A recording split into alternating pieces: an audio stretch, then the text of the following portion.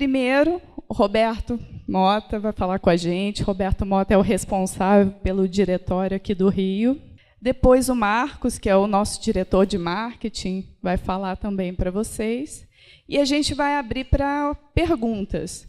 Então, muito bem-vindos, uma boa palestra a todos e muito obrigado pela presença de vocês.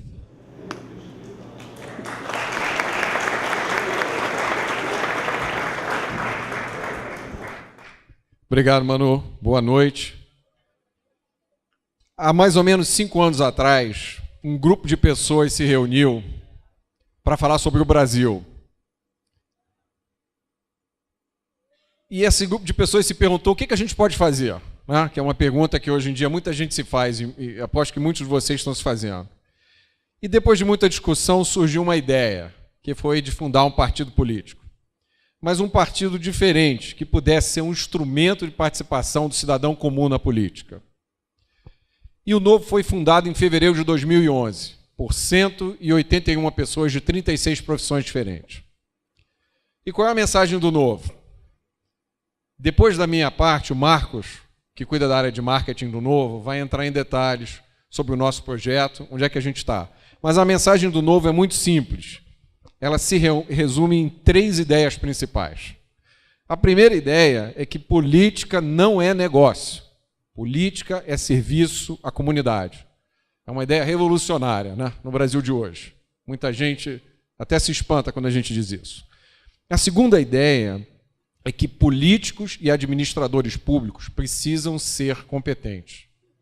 Eles têm que ter um mínimo de competência para desempenhar as tarefas e as responsabilidades que eles recebem. A terceira ideia pode ser resumida na seguinte frase: menos Brasília e mais Brasil. Nós precisamos diminuir o tamanho do Estado brasileiro. Nós precisamos focar o Estado brasileiro naquilo que são as suas funções essenciais. Nós precisamos aumentar a liberdade e a riqueza da população. Hoje, depois de 4 anos, o TSE está cuidando da fase final de processo de aprovação do Novo. Nós já temos diretórios em 9 estados brasileiros. Nós temos uma página no Facebook com 700 mil likes. Durante muito tempo foi a página política com mais likes no Facebook. Temos um cadastro com mais de 40 mil pessoas. E aqui no Rio de Janeiro a gente tem um grupo de mais de 160 pessoas que estão trabalhando ativamente nas atividades do Novo. O Novo é um projeto de longo prazo. Eu preciso avisar vocês. Se alguém está com esperança de que daqui a 3 meses a gente esteja em Brasília mudando as coisas, é pouco provável. Tá? O Novo é um projeto de 20 anos. Eu vou ficar feliz se o meu filho, João, ou os filhos dele começarem a usufruir os resultados do que a gente está fazendo. Mas alguém tem que começar. Alguém tem que fazer. Mesmo que os resultados vão aparecer só daqui a 20 anos. E qual é o mundo que espera o João Felipe? Qual é o mundo que espera o meu filho? É o mundo dos carros sem motorista. Esse é o protótipo do Google, do carro que dirige sozinho. Isso já é uma realidade. Daqui a pouco tempo, a gente vai se espantar de que um dia a gente precisou dirigir um carro. É um mundo que tem uma nova forma de trabalhar. Não sei se algum de vocês já foram. Eu já tive a oportunidade uma vez no Google. Tá? É um ambiente de trabalho que todo mundo sonhou. Você tem uma série de facilidades, de benefícios. Né? Você faz os seus projetos, você tem 20% do tempo para dedicar aos seus projetos pessoais, e nada disso acontece por causa de lei, porque o governo diz que tem que ser assim, ou porque algum sindicato disse que tinha que ser assim. Esse mundo onde o meu filho vai viver é um mundo que pousa uma nave num cometa. Isso aconteceu há poucos meses. Pela primeira vez a humanidade pousou uma nave num cometa. Imagina as possibilidades que podem vir ali para a humanidade. É um mundo que está se preparando para enviar a primeira missão tripulada a Marte. A NASA já testou com sucesso essa nave, chama Orion, é a nave que vai levar os primeiros homens a Marte. Homens, porque equipamento a gente já mandou para Marte. Essa é a sonda Curiosity, que pousou em Marte há pouco mais de um ano. Ela tem um sistema de propulsão, ela ficou pairando em cima da superfície de Marte e desceu a sonda por um cabo para evitar que a sonda se espatifasse na superfície de Marte, né? E isso é Marte. Uma fotografia enviada pela sonda. E um dia os filhos de vocês, ou os netos de vocês, vão estar andando lá. Não tenha dúvida disso. Nós colocamos em órbita um observatório chamado Kepler com a única finalidade de pesquisar planetas fora do sistema solar. Até hoje já foram encontrados mais de 950 planetas fora do sistema solar. Se vocês forem no site do New York Times, vocês vão ver esse infográfico. É um infográfico dinâmico. Os planetas ficam rodando, você vê o nome do planeta, o tamanho da estrela em torno da qual o planeta gira. Eu recomendo a todo mundo que tem filho, mostre isso para o seu filho. É para abrir a mente. Essa é a tecnologia do mundo em que o meu filho vai viver. Enquanto isso, no Brasil, a gente descobre um projeto de lei do então deputado, atual ministro da Ciência e Tecnologia, Aldo Rebelo, proibindo a adoção pelo governo de qualquer tecnologia que economize mão de obra. E vocês provavelmente estão tendo a mesma reação que eu tive quando vi isso no Facebook. Só pode ser piada. Não é. É verdade. Ele apresentou esse projeto de lei, né? Um projeto de lei que tornaria ilegal computador, né? Máquina de xerox, telefone, máquina de lavar. Nas duas últimas semanas, nós tivemos notícias de 2 brasileiros que foram fuzilados. Um foi Marco Archer Cardoso Moreira, que foi executado na Indonésia no sábado, no dia 17, por tráfico de drogas. O outro foi Alex Shoemaker Bastos, de 22 anos, aluno da Universidade Federal do Rio de Janeiro, foi morto com 5 tiros numa tentativa de assalto, quando saía da escola. Adivinhem qual morte gerou mais lamentos e protestos no Facebook? Adivinhem qual morte levou a presidência da República do Brasil a se pronunciar oficialmente? A morte do traficante. Que país é esse?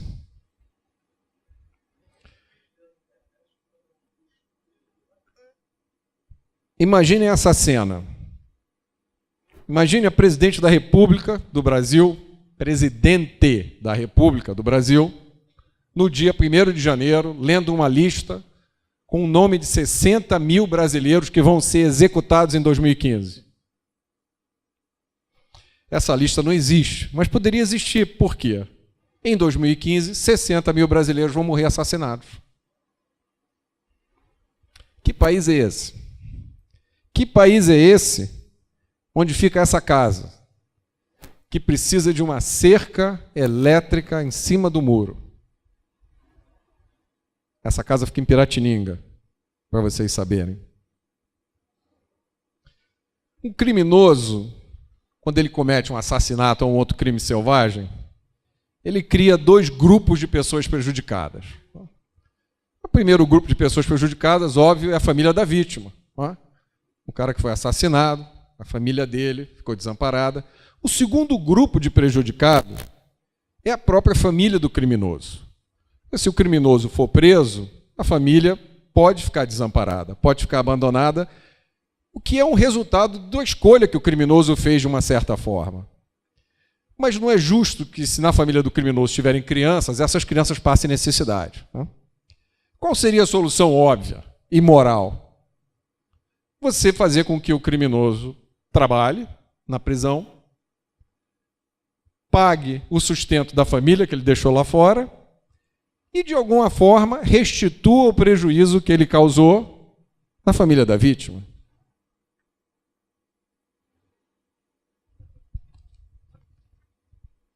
Ah, mas o governo brasileiro tem uma outra ideia. O inacreditável auxílio reclusão. O auxílio reclusão, desde que o criminoso tenha sido contribuinte do INSS, ele paga até 900 e poucos reais por mês para a família do criminoso que ficou fora. O auxílio reclusão, se vocês pararem para pensar, significa isso. A família da vítima, através dos seus impostos, está ajudando a sustentar a família do criminoso. Que país é esse? No final do ano passado, nós tivemos eleições. Eu acho que ninguém esqueceu disso. O Brasil tem 142 milhões de eleitores. Se a gente contar as abstenções, as pessoas que nem foram lá, os votos nulos e os votos brancos, quase 30% das pessoas lavaram a mão na hora de escolher o presidente. Significa 37 milhões de pessoas. E olha que coincidência.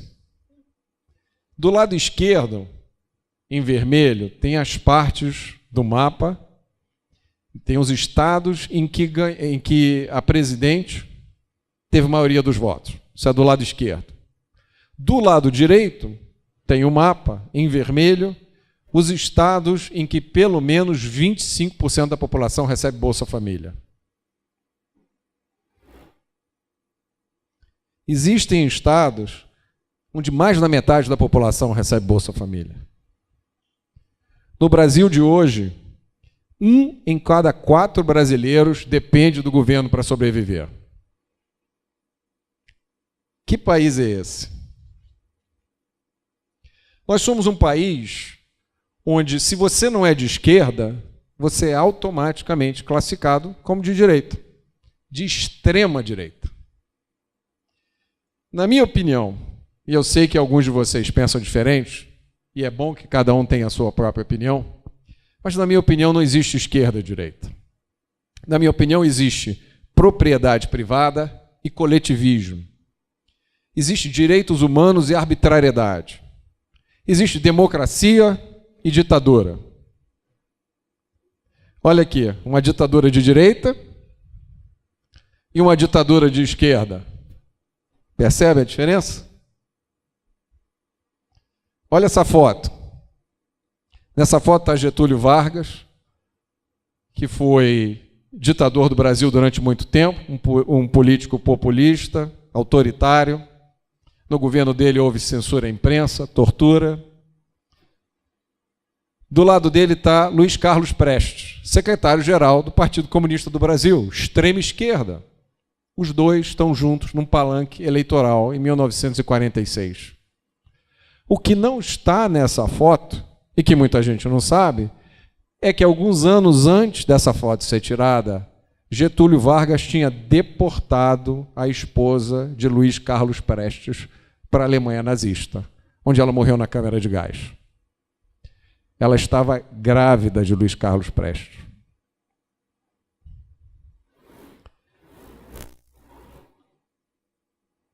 Esquerda e direita, direita e esquerda. Para mim, a pergunta fundamental, a decisão fundamental é entre liberdade e autoritarismo. E aí a gente precisa se perguntar, de que lado que eu estou? Do lado da liberdade, onde você resolve o que é melhor para a sua vida, ou do lado do autoritarismo, onde o Estado resolve o que é melhor para você? Onde o Estado resolve que livros que você vai poder ler?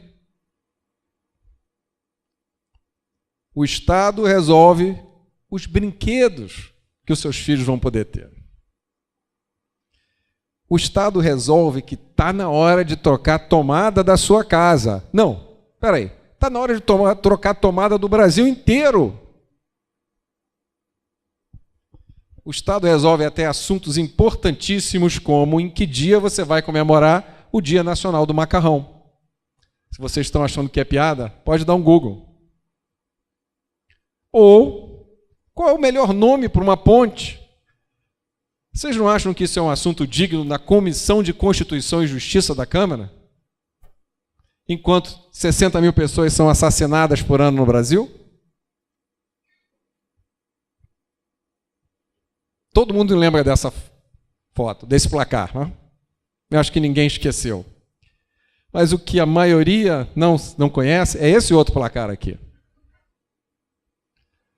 A Alemanha tem um PIB que é per capita 4 vezes o PIB do Brasil. E esse outro placar, quem conhece? Nós nunca ganhamos um prêmio Nobel. A Alemanha já ganhou 99. Nós somos um país pobre. Se a gente olha os números, 70% da população brasileira tem uma renda por volta de, no máximo, R$600. O nosso PIB per capita é baixíssimo. A gente não produz o suficiente para garantir o bem-estar da nossa população e o futuro dos nossos filhos. Nosso PIB é a metade do PIB de Portugal e a gente faz piada de português. É 1/5 dos Estados Unidos. O nosso crescimento é uma coisa totalmente errática. A gente teve uns períodos de crescimento grande na época, nos anos de 1950, depois durante o regime militar, depois durante o governo Lula, mas sobe, desce, abaixa, vai e volta, a gente anda para frente e anda para trás. O Lula surfou a onda certa, né?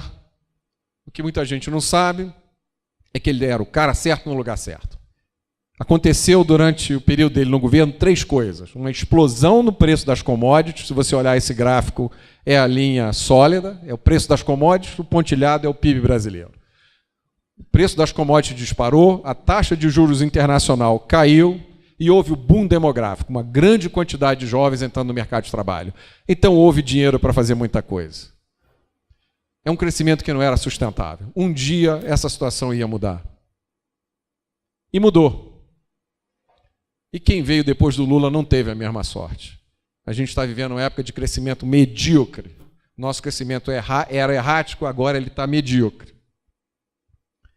Parte da razão pode ser porque nós somos um país fechado para o mundo. Tá? Todo mundo que já veio de uma viagem ao exterior e teve que lidar com o fiscal da alfândega sabe disso. Tá? A gente tem um problema com o comércio exterior. Se a gente somar as importações e as exportações do Brasil, elas representam menos que 30% do PIB. A nossa infraestrutura é uma desgraça. A gente não investe o suficiente. A gente tem estradas ruins, aeroportos ruins, portos ruins. A gente não tem investimento suficiente em infraestrutura. E aí, qual é a solução do governo para isso? Qual é a solução do Estado brasileiro? Vamos privatizar. Ótima ideia, privatização. Até que você pega uma lupa e vai olhar com detalhe os números. E você vê que 75% do dinheiro desses projetos de privatização vem do BN10. Que privatização é essa? É o que o Rodrigo Constantino chama do Bolsa Empresário. Em 2013, o BNDES desembolsou 200 bilhões de dólares a juros subsidiados, de 3% ao ano, 3 e pouco por cento ao ano. Enquanto os juros normais de mercado estão 11%, e se qualquer um de vocês for pedir um empréstimo do banco, deve ser 10% ao mês. O BN10 empresta 3% ao ano. Vocês não estão entendendo errado, não. Para quem vai esse dinheiro? 60% desse dinheiro vai para grandes empresas. Não acreditem em mim, tem uma matéria do Financial Times, saiu na semana passada. Podem procurar na internet. São empresas que poderiam muito bem pegar dinheiro no mercado privado, poderiam pegar num banco, mas é claro, se tem um amigo meu do governo que me empresta nessa taxa bacana. E de onde vem esse dinheiro? Esse dinheiro vem do Fundo de Amparo ao Trabalhador. É dinheiro de todo mundo que trabalha. Ou o dinheiro emprestado pelo Tesouro Nacional, que depois nós vamos pagar com aumento de impostos.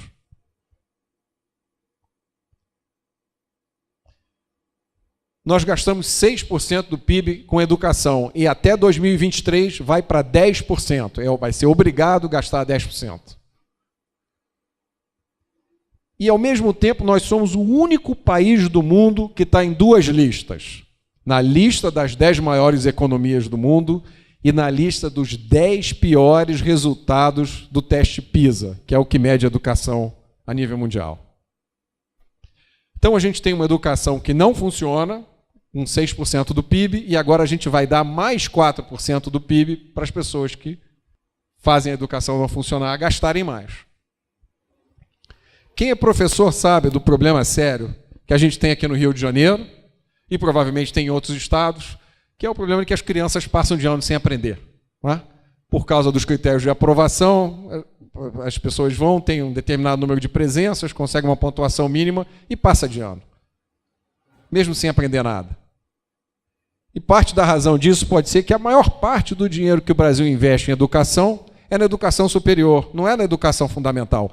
Claro que isso não tem nada a ver com o fato de que o pessoal da educação fundamental e básica não vota, né? Criança não vota. Eu apresentei esse slide uma vez para uma turma de estudantes internacionais e reivindiquei o título de campeão mundial em número de ministérios. Né? Parece que não, parece que a Índia ou o Paquistão têm um número de ministérios maior que o nosso. Então, tirou a minha frase favorita. Mas é um absurdo. Eu acho que se a gente pegar 39 pessoas ao acaso aqui nessa plateia, a gente forma um ministério melhor do que o que tem hoje. Nós temos um sistema tributário maluco, é um sistema tirânico, não tem outra forma de classificar. O brasileiro não tem a mínima ideia do quanto paga por imposto. A gente pode ficar os próximos 10 anos repetindo, explicando. 50% do preço da gasolina é imposto. Vai comprar uma televisão nova, quase 50% é imposto. Vai comprar uma casa própria, quase 50% é imposto. E o pior, mais de 50% da arrecadação brasileira tributária vem de imposto sobre o consumo. Existe esse mito de que o pobre não paga imposto quando a gente fala de imposto. Né? Todo mundo pensa logo em imposto de renda. Tudo que as pessoas compram tem uma carga de imposto gigantesca embutida. E quem é empresário ou já trabalhou em alguma empresa na área tributária sabe da loucura que é você entender de legislação tributária brasileira. Em média, 50 novas regras tributárias são editadas todo dia no Brasil. É uma loucura. Para dar para vocês um exemplo, eu trouxe aqui uma coisa que eu recebi do meu contador, e chega várias vezes por mês, uma resolução da Secretaria de Fazenda, falando sobre substituição tributária. É lógico que eu não vou nem entrar no detalhe, mas eu queria mostrar para vocês, nessa parte marcada, tem os valores que devem ser aplicados. Numa linha, é para a unidade evaporadora interna de aparelho de ar-condicionado split. A alíquota é 69,14. Na linha de baixo, tem a mesma descrição, igualzinha, a única diferença aqui, em vez de ser interna, é externa. E aí a alíquota agora é 67,95. Se alguém puder me explicar por quê, eu agradeço. Porque quando eu olho isso, eu fico achando que é simplesmente para aumentar a complexidade, para fazer as coisas mais difíceis, para criar a chance do erro. Tentar tornar um país mais desenvolvido e mais rico dessa forma equivale a fazer isso. É essa a nossa política. Bom, pelo menos esses impostos são bem aplicados, né? Não.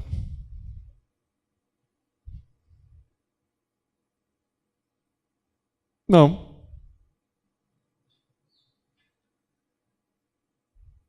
Não.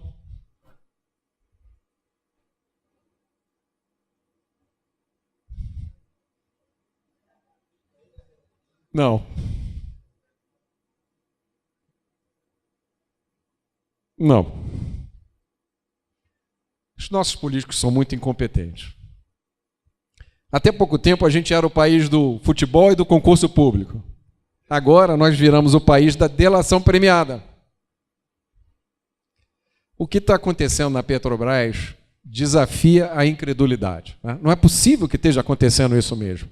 Não é possível que um gerente esteja devolvendo, de própria vontade, 100 milhões de dólares. 100 milhões de dólares.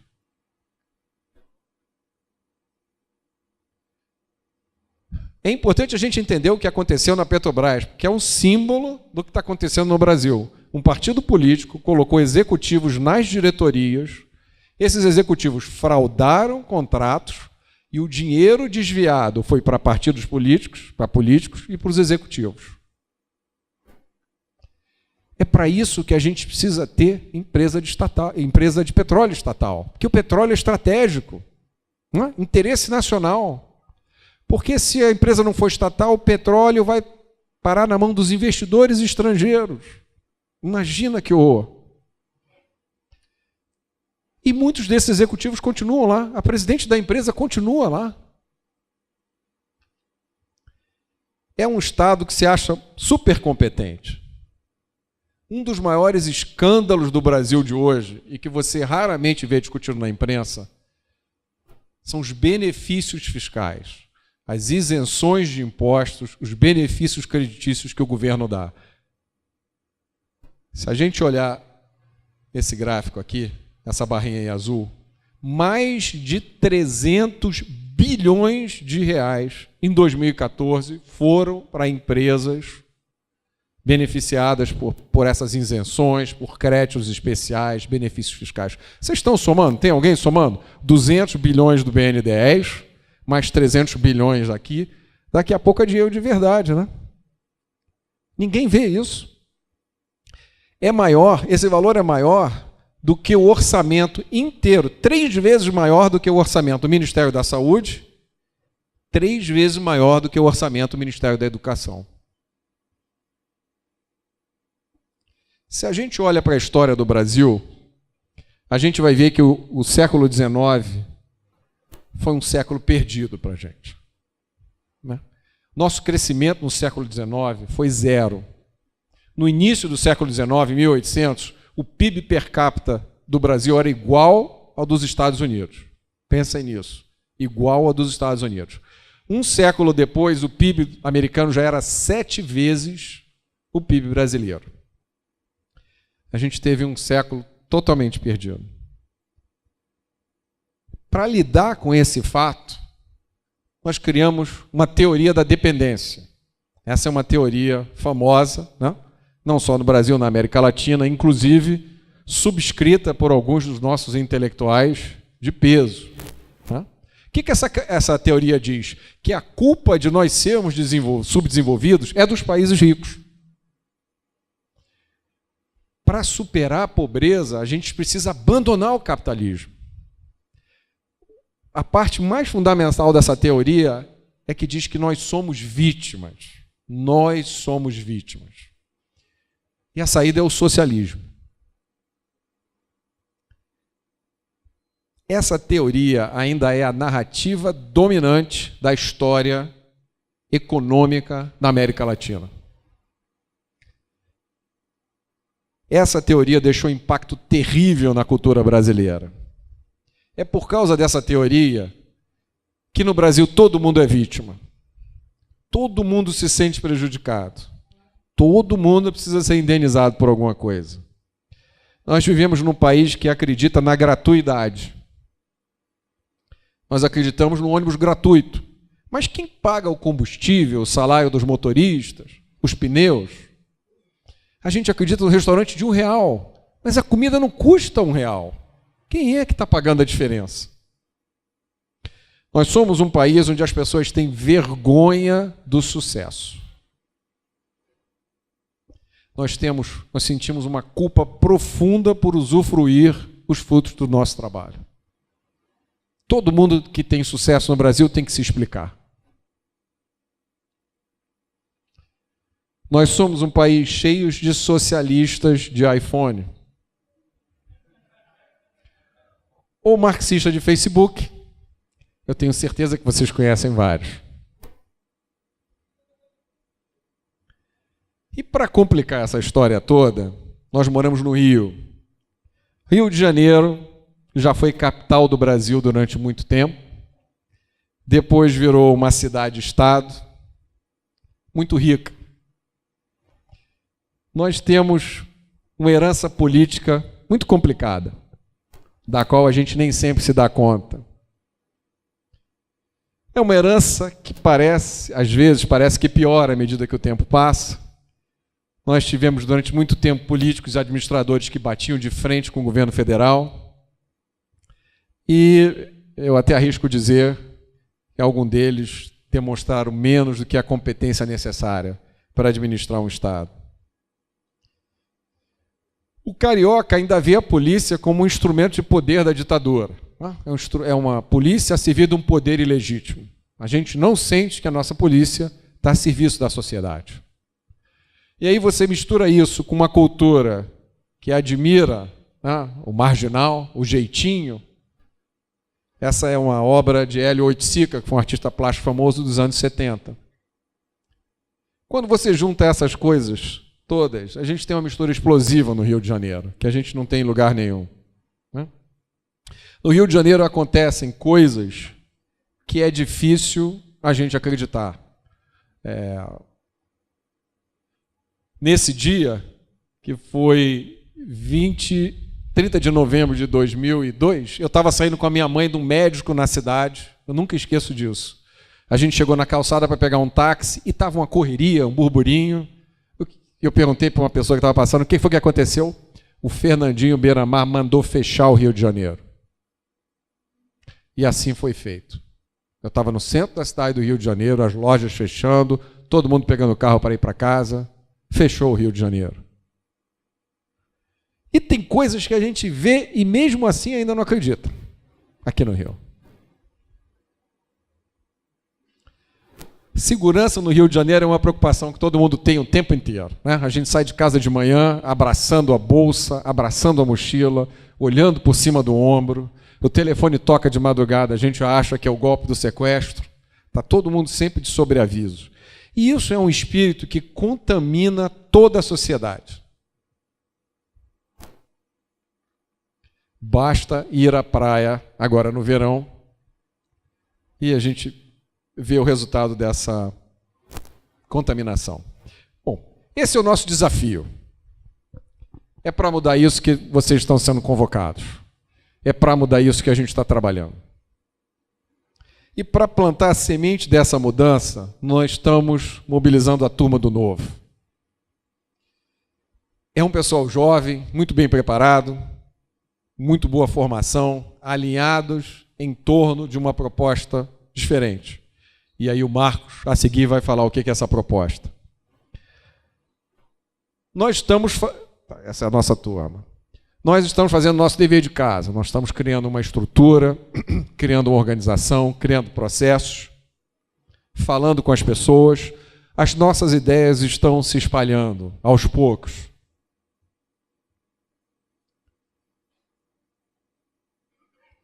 Nós estamos sendo mencionados como exemplo de seriedade na política antes mesmo da gente ter o registro final no TSE. E algumas das cabeças pensantes mais importantes desse país estão dando um voto de confiança para o nosso projeto. Então a nossa mensagem é essa. O Brasil não precisa ser isso que eu mostrei para vocês. O Brasil pode ser um país muito melhor. O brasileiro não precisa de esmola. O brasileiro não precisa de bolsa disso, bolsa daquilo. O brasileiro precisa de trabalho, precisa de oportunidade, precisa de segurança para viver em paz. E isso não depende do Estado. Isso só depende da gente. Para encerrar, eu queria explicar para vocês que a minha motivação em estar participando do Novo é uma coisa profundamente pessoal. Na verdade, eu mostrei a foto do João no início, mas eu tenho duas outras motivações para estar aqui participando desse projeto. Eu tenho uma filha de 4 anos, a Maria Fernanda, e tenho a minha mulher maravilhosa, que deveria estar aqui hoje, mas eu não estou enxergando ela, deve ter tido algum problema. E eu acho que todos vocês devem ter razões muito boas para estar aqui hoje, nesse dia de calor, escutando o que a gente tem a dizer. Cada um de vocês se sinta convocado a participar desse projeto. Eu agora vou chamar o Marcos, nosso diretor de marketing, para falar um pouco sobre o que é o Novo. Muito obrigado.